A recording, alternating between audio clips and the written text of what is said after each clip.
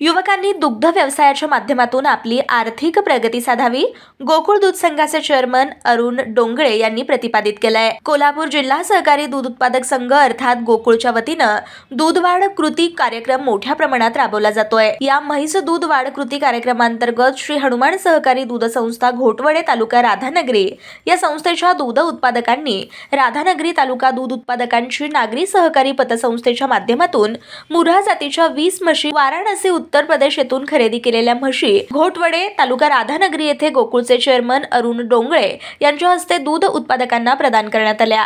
यावेळी बोलताना संघाचे चेअरमन अरुण डोंगळे म्हणाले की गोकुळकडून म्हैस दूध वाढ कृती कार्यक्रम दूध उत्पादक शेतकऱ्यांसाठी मोठ्या प्रमाणावर राबवला जातोय। या अनुषंगाने परराज्यातून म्हैस खरेदी करण्याच्या आव्हानास चांगला प्रतिसाद मिळत असून अनेक दूध उत्पादक परराज्यातील जातीवंत म्हैस खरेदीसाठी उत्स्फूर्तपणे जात असून यामध्ये युवा दूध उत्पादकांचा सहभाग वाढतो आहे। भविष्यात ही युवकांनी दूध व्यवसायाच्या माध्यमातून आपली आर्थिक प्रगती साधावी असं आवाहन या प्रसंगी त्यांनी व्यक्त केलं।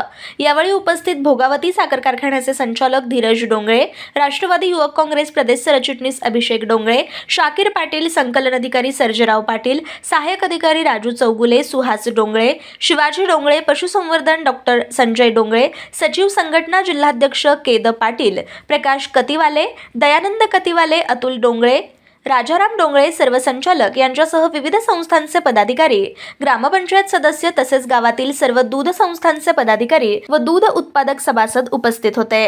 अशाच नवनवीन अपडेट पाहण्यासाठी आमच्या कोल्हापुरी कारभार म्हणजेच KK न्यूज चॅनेलला सबस्क्राइब करा।